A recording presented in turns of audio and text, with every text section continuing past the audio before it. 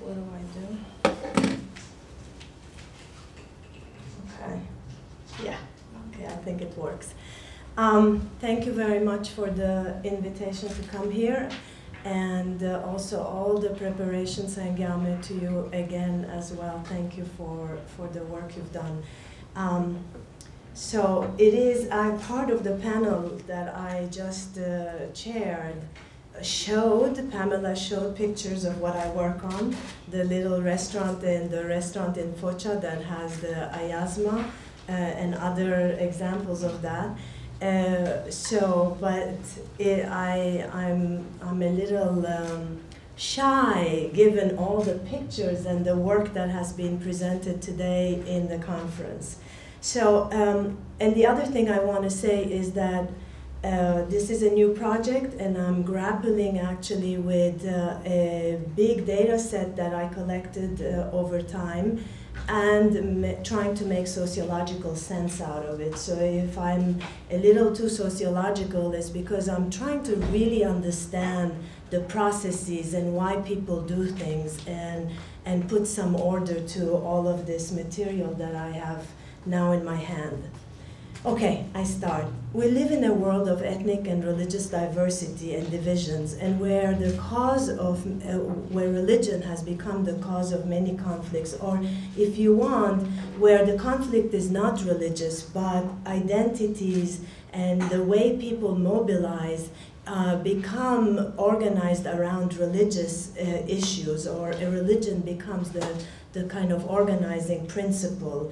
And leaders use it, popular groups use it, and given the prevalence of conflict in the world today along issues of religion, it is hard to imagine that all over, not just in the post-Ottoman space, but all over in India, in Indonesia and other places, and all of the post-Ottoman space, there are many religious spaces, churches, shrines, mausoleums that are venerated by more than one religious group.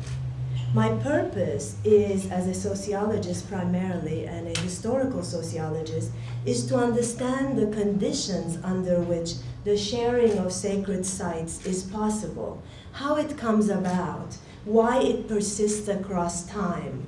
What do we mean? What do we learn about the experiences of sharing that is helpful for us in constructing models of diversity that work, of models that we can think about, even though the Ottoman case was not a democratic model, by no means it was an imperial model of diversity. What can we learn that, in a sense, passes on the generations and goes to the modern time? Let me give you a few examples of sharing that are both personal and also examples of colleagues who have worked in this area. And I'm happy that I heard a lot about grandparents today, and saw pictures of grandparents. It facilitates my conversation here as well. Well, those of you who know Büyükada, which is an island on in the Marmara Sea by Istanbul, where Greeks, Armenians, and Jews used to go and still go for the summers, will know that there's a monastery, a Greek Orthodox monastery on top of the hills in Büyükada. And I spent my summers as a kid in Istanbul going to Büyükada, and I went there every summer of my childhood. And until I became really somebody who rebelled against her family, every Saturday morning, I went up the hill with my self-respecting Jewish grandfather, who took me up the hill on a long trek to the Greek Orthodox monastery, where he said that he felt close to God. Spending the morning between the natural beauty of my surroundings and the incense-filled and overly glittery space that I thought was, gold everywhere, of the monastery, I hardly understood that I was sharing the space with Christians, and that I was sharing the space with Christians, and that as a Jew, this perhaps was not my place. My grandfather, whose connection to the Greek community was through his friendships, some of his friends, best friends, mixed marriages to Greek women, his perfect knowledge of Greek found it totally natural to use the space of the monastery, its beautiful views from the hilltops of the island, which he understood as sanctified by a higher power. He loved to go there, talk to the monks in Greek, and a few regulars about life, about political crises, and be thankful for the lives that they led. He always pressed our neighbor, Monsieur Isaac, who was his Jewish friend, to join him and to join me and him to come up the hill to the monastery. But Monsieur Isaac, who was married to Madame Eleonora, would not join him on this Saturday trek, because I think Isaac, who had already married a Greek lady, thought that it was crossing enough cultural boundaries. He didn't need to go to the church as well. He kept saying, it's enough, basta, you know. So the tradition of visiting Ayayorgi, I only understood when I became a young woman, and I participated with a friend on the 23rd of April in the large-scale pilgrimage to the monastery that Jews, Muslims, Greeks, Armenians, everybody goes to, and is defined actually in many, many ways as a cosmopolitan event, as a remembering the Ottoman Empire, as making wishes, as thanking the Lord for the good year they've had, or making a wish for a better life, whatever they wanted to wish. But this is a significant pilgrimage that happens every year on the 23rd of April in Büyükada. And I can talk about this later, but the Müftülük of Büyükada does not look upon this event in very favorable terms anymore, and they have a table that they've set up with and piled Qurans onto the table, so everyone who comes in at the jetty, at the entrance of the island, they ask them if they are Muslim or any other religion, and if they say they are Muslim, they tell them that this is not acceptable according to a Muslim religion, and they give them a Quran. And so there is, you can see already some tension there. Another important site to me was Saint Antoine, the Saint Antoine Church, which is a Catholic church in the Pera district of Istanbul, where a lot of, again, on Tuesdays especially, the Mass is read in Turkish, so that many Muslims come to Saint Antoine, and still do today, to pray, to make a wish, to talk to the priest, and to kind of get some religious and some spiritual inspiration. These churches are part of a larger project that I'm working on, and they are churches actually that obviously have gone through, we were talking a minute ago about changes in space, but these are examples of, despite the fact that there have been some fires and things like that, they're actually examples of continuity and practices that reproduce themselves across many centuries, maybe get a break, then start again, and are discussed. I want to give one more example because it's a nice choreography of sharing, and then I'll try to explain all of this. A different case has been studied by actually a British colleague who is at Canterbury, an anthropologist. It's the Church of Sveti Nikola in Macedonia, when on the day of the Orthodox pilgrimage of St. George, the church is prepared for Christians, removing all the Muslim images and the carpets and the prayer beads, and the space is Christianized. The site is visited on that day, on May 6th, by hundreds of Christian pilgrims, and on May 7th, the church is brought back to its regular mixed form, a Christian church and a Sufi shrine. And people, the rest of the year, the visitors are both Sufis and Orthodox Christians. Pictures of Ali are added, carpets, green carpets are added in order to return the place to its regular use. And Sufi Muslims and Greek Orthodox and other Orthodox populations come and use it this way, in its mixed form, every other day of the year, but on May 6th. There are many of these sites. They have been actually documented, and people, especially anthropologists, have done work on them. My interest is actually on really tracing, looking at the Ottoman sites and how they started, and looking at also contemporary sites. And in a minute I'll explain why it's important for me to look at both of them.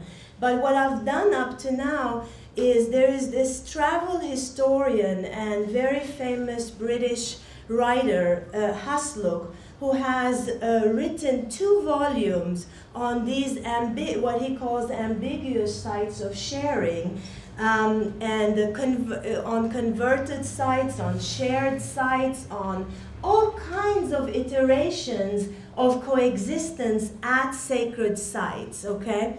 And I have actually created a data set of these 2 volumes, and we have about 200 sites, out of which 60 are Bektashi Tekkes. Oh, it's the end of the day, and I just traveled. I'm a little jet lagged. So I have all these examples of sharing in Tekkes. We're both going to do a GIS map of this to put online, and analyze the stories of sharing that are happening. And this will hopefully one day, as my daughter says, in 10 years, will be a book, because she says I take too long.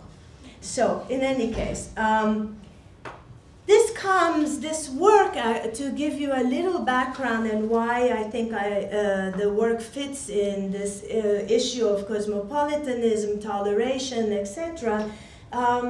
Empire of Difference that Jay mentioned was a comparative exploration of what makes empires last hundreds of years. How can we explain the longevity of empires?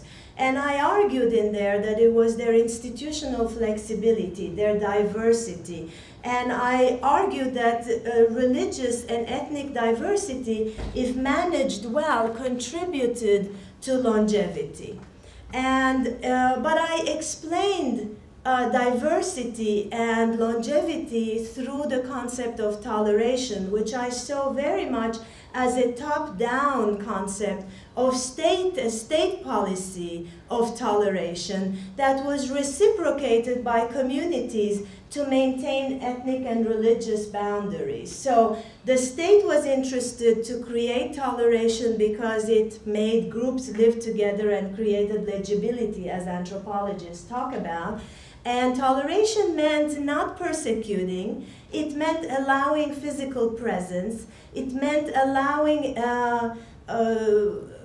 means of livelihood and a form of cultural expression. It wasn't a lot more than that, but it created some order and bounded order that was also flexible, giving the people both the notion that they had some autonomy and a space to move, a space, not physical space, but a boundary, a mental space to move. So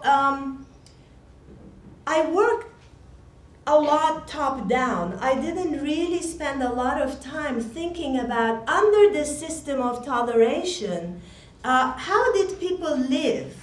How was it that actually groups got together, and under what circumstances, and what was this thing of conviviality, living together, that, you know, is so discussed for especially the early centuries of the Ottoman Empire. So two projects came out of that. One is this Shared Sacred Sites project, and the other one is a project on legal pluralism. This, you can see from both of these projects that what I'm interested in is looking at conviviality and relations between people, but within an institutional framework. I am a sociologist. I need a framework to think about relations. And so either it's the court or the religious institutions where I'm thinking about these. There are multiple other ways of thinking about conviviality. But for me right now, step by step, this is an important issue. What are my questions? What am I asking? What is interesting in this sharing of sacred sites? Emergence of mixing and sharing sites, changing conceptions of sacred spaces.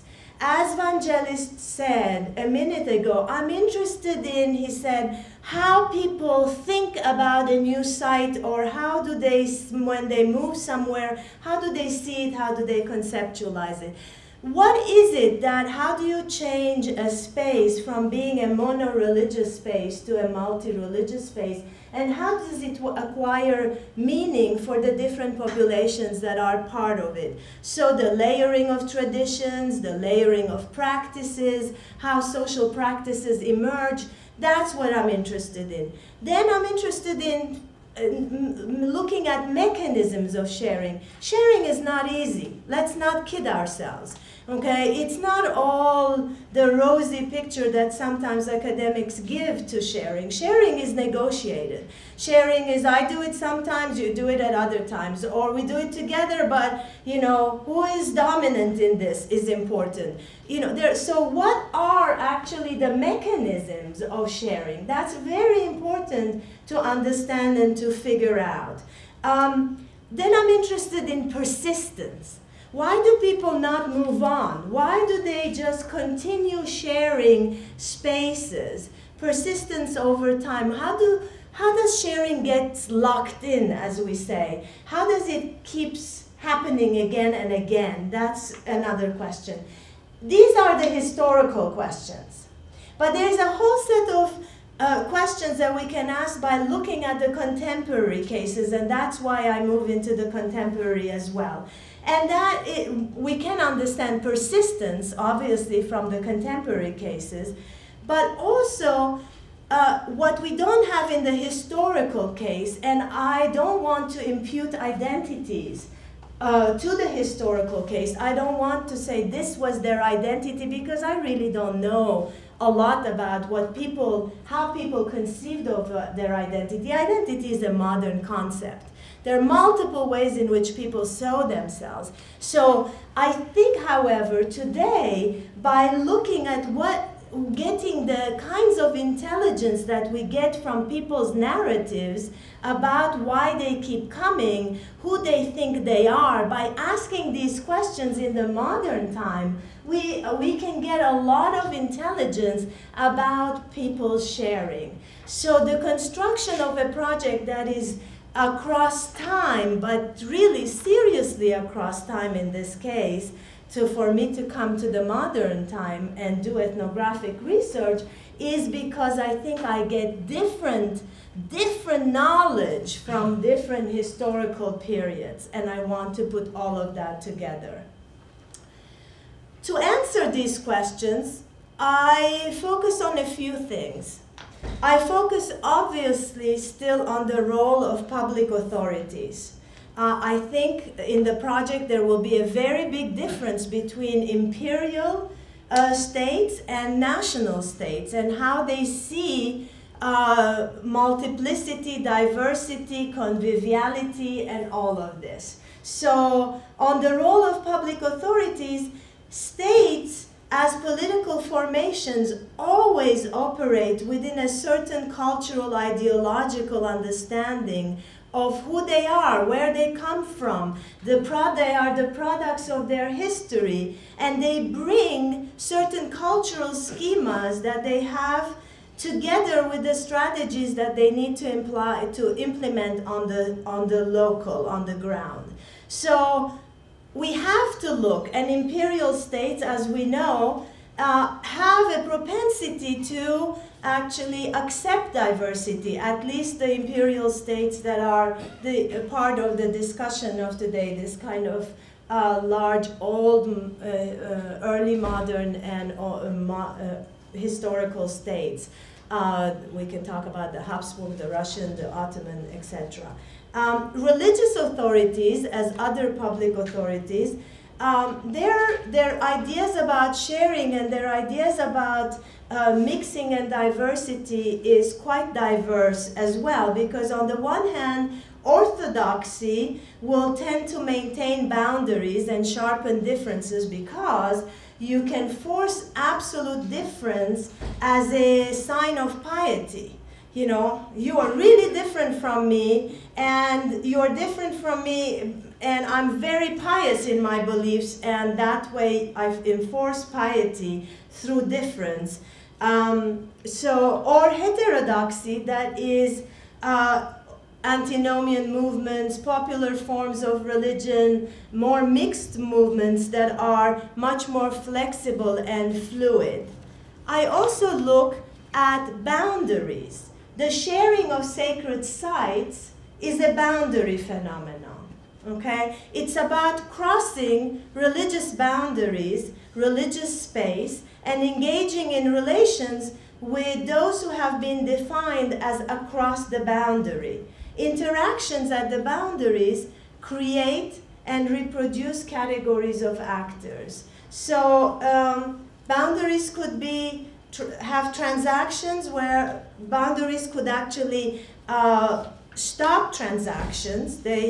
You could not allow, how do you say, in some places transactions are not allowed across boundaries. You cannot cross the space. In other situations, there are transactions that are allowed across very porous boundaries.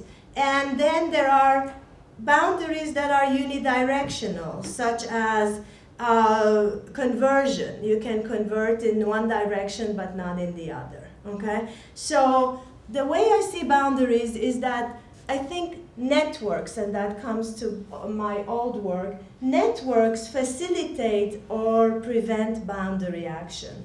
When networks cross boundaries, they facilitate, for one reason, they facilitate the crossing of boundaries for another reason. What do I mean by that? And I will give an example in a minute, if there are networks of trade and networks of commerce across people of different groups, having those networks creates the ability to superimpose other crossings on it, because there's knowledge of the other, there's ways in which people get to know each other, and so that a religious crossing can be superimposed, people can start moving into each other's spaces through that. When actors enter an existing network and connect people across boundaries more intensely, when there are actors who do that, again, crossing can occur. When benefits of participation are very clear, whether they are economic benefits or cultural benefits, when those are very clear, again, you can get crossing. So now let me go to the history and talk about the cases and the historical context in which this happens. I already said empires are more open to diversity. They understood that taming diversity, turning it into sameness, would not be possible, that it would be a very big task. The emergence of the Ottoman Empire and the emergence of shared sacred sites coincides.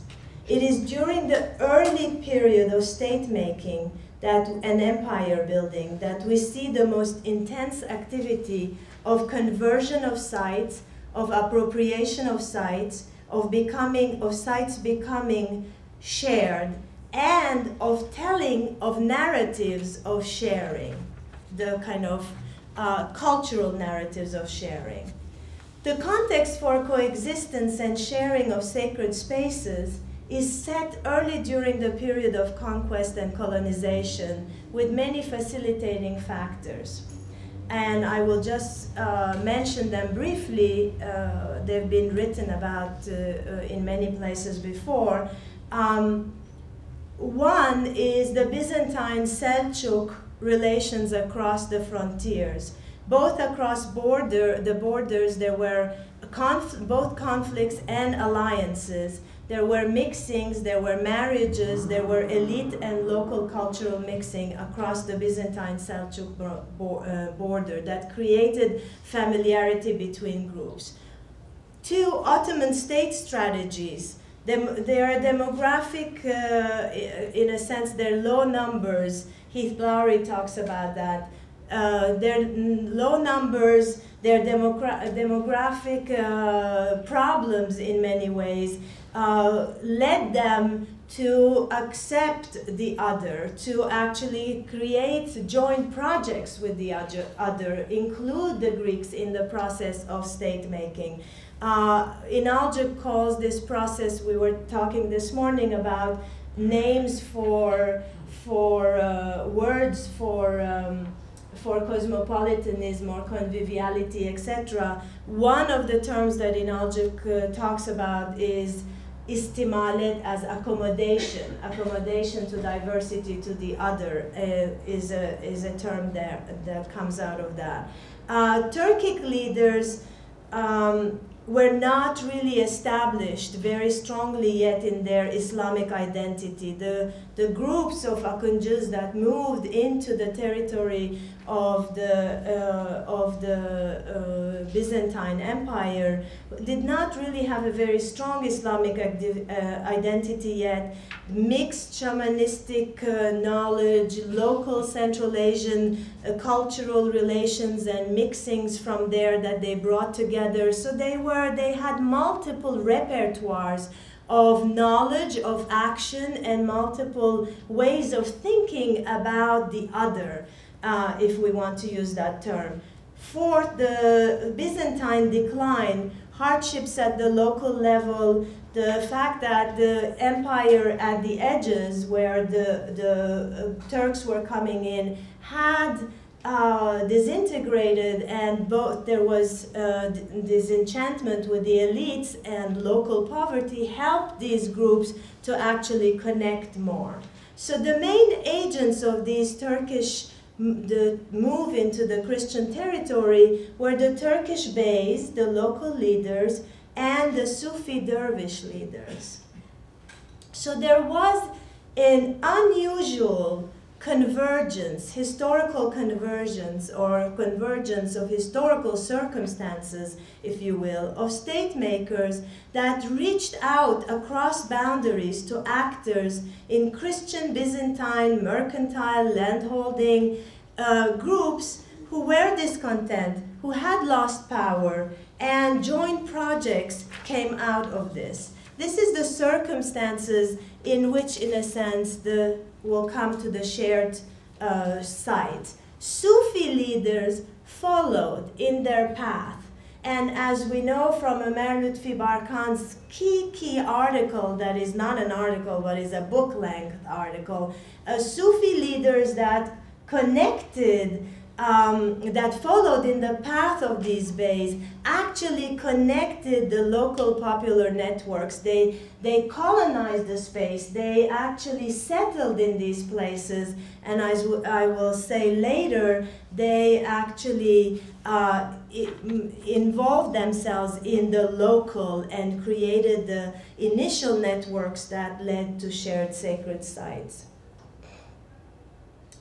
there are three types of sites that come out of this initial move. There are the ones we know, and there's a lot of debate about them, the converted sites, and how many were directly converted and used by Muslims only, and you know, Hagia Sophia being a good example, even though we know that Christians continued going there. We know that the kind of even cultural narratives of Hagia Sophia at the time were not just new Muslim narratives of conquest, but narratives that included the Christian path, and that made for an example again of mixing. Then there are the sites that I call the shared spaces of respective hospitability. I'm going to have to find something better than this. It's a little long and heavy. What I mean by that, these sites, and I take hospitability from actually a researcher who did work on a church in close to Izmir. These sites represent safe and kind reception of the stranger, more or less, and that's why I call them hospitability. They are the majority of the historical and the contemporary sites that are the small sites around Anatolia and in the Balkans that are shared relatively peacefully. They come out of three processes of change. One, a church can become a mosque, and the Christians are still admitted in different ways. There are many choreographies of that, of how the Christians are admitted, okay? Sometimes it's only certain days. There's the saint day. Let's say that it was a church that had was named after a saint. The church becomes a mosque and it's used by Muslims, but the community allows the Greeks to come on the saint's day to celebrate still, okay? Then there are Christian sites that remain Christian but are visited by Muslims. Okay, Muslims start coming to these churches remain Christian. And then there are Muslim sites that are tekkes, that are built as Muslim sites, but that Christians start visiting as well. So there are these three ways of thinking about it. How does it happen? My original interest is on emergence. How do I explain through all of these stories? I'm trying to create a few typologies of stories of sharing that happen in the Ottoman world. One of them is through these dervish Sufi dervishes that colonized the Balkans and moved into spaces in the Balkans. And how did that happen? Very often these Sufi dervishes came to newly conquered lands. They got land. They settled on the land. They often got tax exemptions to actually cultivate the land. And they engaged in cultivation. They engaged in production. They started engaging in commerce, in selling what they were producing. And through the AHI organizations and all kinds of local networks they started building networks to the local populations that existed there. They opened dervish convents, and in these dervish convents, they actually distributed food to the poor, regardless of religion, and they had places to stay for people who were transient, again, regardless of religion. So they started, what you can see from here, that I'm telling a story of people coming together and depending on each other and trading, etc. And then they became known to the Christians. Then they moved into Christian spaces, demonstrating closeness to Christianity, common ideas, practices. They learned of Christian saints. They told about how similar their Muslim saints were, and they started praying both in the church and in the dervish convents. For example, one famous case is Elvan Çelebi, the tekke today of Elvan Çelebi in Çorum. Elvan Çelebi was actually an 11th century church called Saint Theodore. The saint was known for having slain a dragon and was venerated in the area as a miracle worker. In the 16th century, travelers found that the church was now venerated as a dervish, had become a dervish convent, and who was associated with the shrine and with the Muslim saint of Hıdır. Hıdır, also known as a dragon slayer. So one dragon slayer, Theodore, over time was replaced by the Turkish analog of Hıdır, who is also known as a dragon slayer. The sanctuary was called Elvan Çelebi for the most important dervish of the 14th century, 15th century, I think, sorry, buried in that vicinity. Okay, so so the space went from Christian to Muslim, but in the process, both Theodore and Hıdır became the known saints, and narratives about them developed, and the local population venerated this space, whether it was a church or a tekke, because the same saint was associated with it, or a saint of the same characteristics. So what are the how can we think about the process here? I don't have a key thing yet for, is this a slow and peaceful intrusion? Is it a harsh intrusion? I don't have enough material, historical material, to categorize it yet. But I can say that the sacred space is socially constructed, and it's relational. It is relational across groups. In the construction, a meaning is created, and that meaning is managed. A meaning of sharing a saint, and that meaning is managed by the leaders of those communities, and then the sharing becomes a practice that gets reproduced over time. So this one was a case of a saint. Sometimes it is all kinds of multivocal symbols and rituals that get emphasized. At other times, it's a mixing of the cross and the crescent, that, you know, there's a cross there, and then a crescent is added, like in Lebanon in a church. There was an additional a crescent added to make it, but the cross was still left there. So the mixing of symbols sometimes makes that. And then there's the thing that I heard all the time in the contemporary cases today, which is, I'm sure, true of the past as well, is that, you know, I'm going to this church, and if my saint fails me and I didn't get what I want, I'm very willing to go try somebody else's saint, and maybe he will be able to help me. I can't tell you how in 2013 so many people said to me, you know, I went to X place, and you know, it didn't help me. He didn't, how do you say, the priest didn't help me. So I decided to try the Baba of this turbe and see, try my luck. So this kind of, 5 minutes left? Oh my God, okay. I want to talk about one more other type of mixing, because it's very different, and it will actually bring the concept of loss into the conversation as well.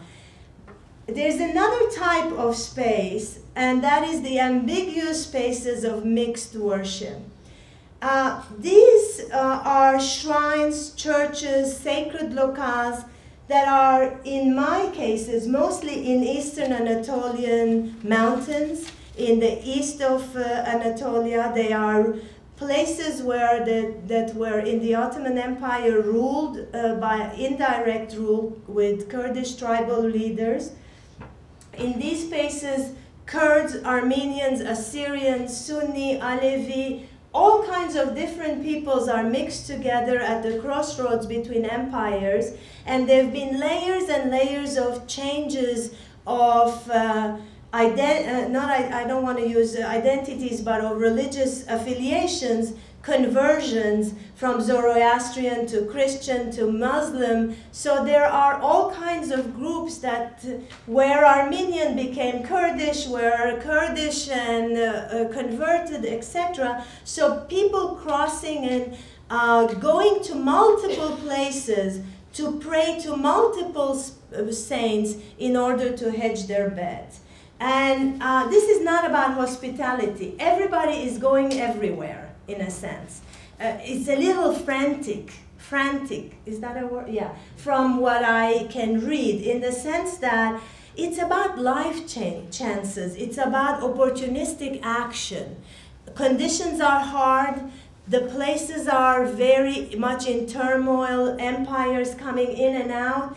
It is about a heterogeneity of activities where you do many things in order to actually hedge your bet, if you want. So doing as many activities as possible to expand your network. You don't know if it's the Kurds who will be nice to you or the Armenians who will be nice to you. You go, it's like Muslim parents in that area that both baptize their kids and circumcise them. Thank you. And travelers reports say that they ask, travelers would ask the people, are you Christian? Yes. Are you Muslim? Yes. So they could, there is this kind of, I'm everything kind, and I go to everywhere. Today, and I'll finish up, give me 3-4 more minutes. Today, certainly what we see in the contemporary cases of sharing, and I spent the whole summer, last summer, going to 3-4 churches and a few turbes every day and talking to people. What we see is the effect of long-standing cultural and religious symbiosis, no doubt, of long centuries of Muslim-Christian interaction. Symbols and rituals have been absorbed, but without the complete merging of religious traditions. They're very distinct still, but in the spaces, there is both imitation and similarity. Both I imitate what I don't know. I go in, and the other person is doing something. They have a key, and they're, you know, going around the icon, so I do the same thing. There's imitation, but there's also some things that seem similar to everyone that is happening. And there is this assertion, very powerful assertion of cosmopolitanism, especially among the upper classes of Istanbul and the secular groups that come to these places. What they say all the time is, you know, we used to live in this very cosmopolitan Istanbul. We lived together, Jews and Christians and Muslims in these spaces together. And we, like one woman said, my Greek neighbor, every time I had this exam at school, my Greek neighbor would go say to me, go light a candle in the little church, and your exam will be fine. And she said, I was a great student, and so I did always fine. And as a result, I associated the church. I didn't understand I was fine, she says, that I was smart, but I associated the church with good things. So I like coming to the church because it's part of my past and my cosmopolitanism, and it's part of what I lived through, so I'm reproducing it. But identities are solid. So when I would ask people, you know, you're at the church, what are you, what's your, you know, what are you, what right do you follow, blah, blah, very politely. Right away, they first say to me, I'm here, but let me clarify. I am a Muslim, alhamdulillah Müslümanım. That's what they start with. And then they say, but I love coming here. I love the church, it's one God we can share. So there is this kind of identity, and you can see that that's partly also the new Turkey. And there's a very big difference between the older generation and the younger generation. The younger generation, either they're very secular and they feel very uncomfortable, their body language is uncomfortable, they're talking, they don't know how, and they're coming with a grandparent or something. And both they want to follow it, but they also don't want to follow it because they think they're secular, Atatürkçü secular, okay? But the religious young people who come, who are curious, say every religion should pray in their own space. And many, many young women said to me, I come here as if it was a museum. I will not really talk to the priest. I come in just to see what it looks like. So you can see that there is a generational shift happening too with Sunnification and things like that. Okay, I need to finish. So let me finish like this. It's fine. Okay. I won't conclude because I can conclude so many things, and you've heard a lot already. Well, I'd like to thank